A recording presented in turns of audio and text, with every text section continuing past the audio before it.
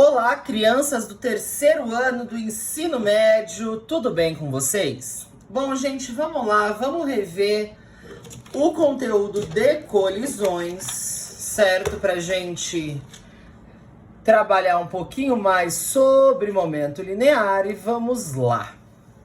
Bom, desenhei aqui daquele meu jeito uma situação como exemplo. Então eu tenho aqui a esfera preta que vem com velocidade de 3 metros por segundo e ela tem massa 2 kg. E eu tenho a bolinha verde com velocidade de 2 metros por segundo e massa 1 kg. Elas estão indo em direção uma à outra e elas vão se chocar. Se eu pensar, eu posso calcular a quantidade de movimento de cada uma. Então, a quantidade de movimento da preta é massa vezes velocidade, 2 vezes 3. Então, a preta tem 6 kg metros por segundo de momento linear. Posso fazer a mesma coisa com a verde. Massa vezes velocidade, 2 vezes 1. A verde tem 2 kg metros por segundo de momento linear. Como esta daqui está indo da esquerda para a direita e essa da direita para a esquerda, uma delas vai ser admitida como negativo. Então eu vou pensar como referencial da esquerda para a direita como positivo. Então eu tenho aqui, ó, 6 e menos 2. Se eu quiser saber uma quantidade de movimento linear inicial do meu sistema, eu faço 6 menos 2. Então, eu sei que esse sistema tem uma quantidade de 4, tudo bem? Então, aqui uma quantidade de momento linear de 4 kg metro por segundo. Então, só para retomar, a preta tem 6, a verde tem menos 2, o sistema como um todo tem 4 kg metros por segundo. Até o momento que elas se chocam. Quando elas se chocarem, acontece uma coisa chamada deformação. Pensem, por exemplo, numa bolinha de ping-pong batendo numa parede. A hora que ela se choca com a parede, acontece por milésimos de segundo uma deformação. Ela amassa, ela deforma e volta ao estado natural, dependendo de como for. Então, toda colisão resulta em uma deformação do corpo. Tudo bem? Essa deformação pode ser maior ou menor, e essa restituição do corpo para ele voltar ao estado natural depende de muitas características, até mesmo do corpo. Mas todo o impacto, toda a colisão resulta em uma deformação.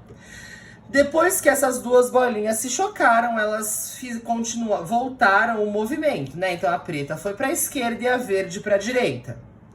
Se eu pensar na quantidade de movimento da preta, agora eu tenho 2 metros por segundo vezes 2 kg. Então, ela tem uma quantidade de movimento de menos 4. Por que menos 4? Porque ela está indo para a esquerda, então ela é negativo, tudo bem?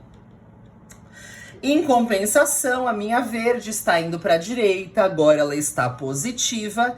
E ela tem uma quantidade de movimento de 8 e de 8 vezes 1.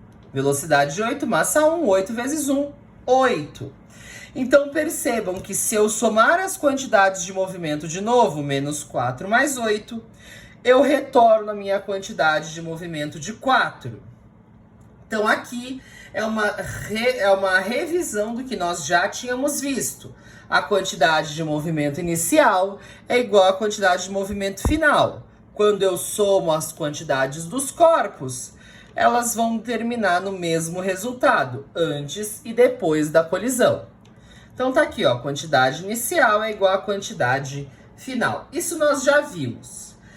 Agora eu quero que vocês pensem exatamente no momento da colisão, no momento da deformação. Primeira coisa que nós teremos é algo chamado coeficiente de restituição, que tem o símbolo E. E é coeficiente de restituição. E ele está falando justamente, volta para a bolinha de ping-pong. Ela bateu na parede, se deformou e voltou ao estado original. O coeficiente de restituição vai falar o quanto que essa bolinha volta ao estado original ou o quanto que ela vai ficar um pouquinho deformada. Então, esse coeficiente de restituição, ele é dado pela velocidade de afastamento dividida pela velocidade de aproximação dos corpos. Então aqui, ó, eu tenho dois corpos A e B, VA e VB, as respectivas velocidades, se aproximando. Se chocaram, vão retornar. Agora eu tenho um VA' e um VB', que são as velocidades depois do choque. Se eu quiser saber o coeficiente de restituição, vou primeiro pela velocidade de afastamento, VB' menos VA'. Lembrando que para este menos eu estou considerando o sentido positivo para a direita, tudo bem? Dividido pela velocidade de aproximação, VA menos VB. Então, utilizando isto daqui, eu vou descobrir o meu coeficiente de restituição. E por que o coeficiente de restituição ele é tão importante? Porque vai ser ele que vai me indicar qual é o tipo de colisão que eu estou trabalhando. Primeiro tipo de colisão é uma colisão perfeitamente elástica, aonde a velocidade de afastamento é igual à velocidade de aproximação. Nesse caso, o meu coeficiente de restituição é 1, é o máximo que eu posso chegar. Isso significa que o meu corpo, quando deformar, ele retorna ao estado original. Primeira característica desse tipo de colisão, eu tenho conservação de energia mecânica. Então aqui eu não tenho dispersão energética. Além disso, eu tenho uma restituição completa dos corpos, eles não ficam deformados. Então aqui eu tenho meu coeficiente de restituição igual a 1, tudo bem? Segundo tipo de colisão, uma colisão parcialmente elástica. Na colisão parcialmente elástica, eu tenho que a velocidade de afastamento ela é menor do que a velocidade de aproximação. Então pensem, por exemplo, que eu tenho um corpo A indo para a direita a 2 metros por segundo e eu tenho um corpo B indo para a esquerda a 3 metros por segundo.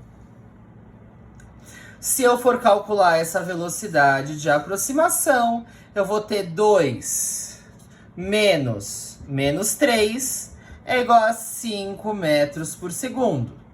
Essa é a da aproximação. Se fosse completamente elástica, perfeitamente elástica, a velocidade de afastamento também seria 5. Mas na parcialmente elástica, o que eu vou ter, por exemplo, vai ser a A indo nessa direção a uma velocidade de, deixa eu pensar aqui, a B vai vir para cá com 2 e a A vai vir para cá com 2 metros por segundo. O que acontece aqui é VB', 2 menos VA', menos 2. Isso daqui vai dar 4 metros por segundo. Então percebam que na parcialmente elástica eu tenho uma diferença na velocidade de afastamento e de aproximação. Então, por essa diferença, a velocidade de aproximação é sempre maior, o meu coeficiente de restituição ele é sempre menor do que 1. Tudo bem? Então aqui vai ser algum número decimal. Neste tipo de colisão, eu tenho uma perda de energia. Eu vou ter uma dissipação energética na forma de som ou calor. Pensem, por exemplo, em dois carros se chocando. Acontece geração de som e no ralado produz temperatura. Então o som e o calor vão dispersar energia. Por isso que o meu índice de restituição não é completamente perfeito. Tudo bem? E eu tenho o nosso terceiro e último tipo de colisão, que é a colisão inelástica. Na colisão inelástica, eu quero que vocês imaginem um caminhão atropelando uma bicicleta. Na hora que o caminhão colide com uma bicicleta, ele não vai retornar por onde ele veio. Ele vai prosseguir o caminho e a bicicleta vai ser arrastada por ele. A partir do momento que os corpos, depois da colisão, eles permanecem unidos, eu não tenho velocidade de afastamento. Se a velocidade de afastamento é zero, o meu índice de restituição também é zero. Nesse tipo de colisão, os corpos eles vão prosseguir no movimento depois da colisão unidos, como se eles se juntassem, deformassem muito, se juntassem e continuassem o movimento junto. E nesse tipo eu tenho uma grande perda energética de vários tipos, principalmente na extrema deformação do segundo corpo, ou às vezes dos dois corpos. Tudo bem? Então aqui eu vou ter 3 tipos de colisão, cada um com as suas características. Para treinar e colocar isso em prática, eu quero que para a próxima aula vocês façam a página 49 da revisão semestral. Observação, são só 2 exercícios. Então, depois que eu corrigir na próxima aula, eu já vou iniciar em aula o próximo conteúdo, que são as leis de Kepler. Então, a gente vai falar sobre gravitação universal, sobre astros girando em órbitas e por aí vai. Então, eu preciso que vocês tenham o caderno em mãos na próxima aula, porque a gente já vai iniciar o próximo conteúdo e ver aí os movimentos dos astros, asteroides e satélites. Tudo bem? Amores da minha vida, por hoje é só. Um bom estudo, grande beijo e tchau, tchau.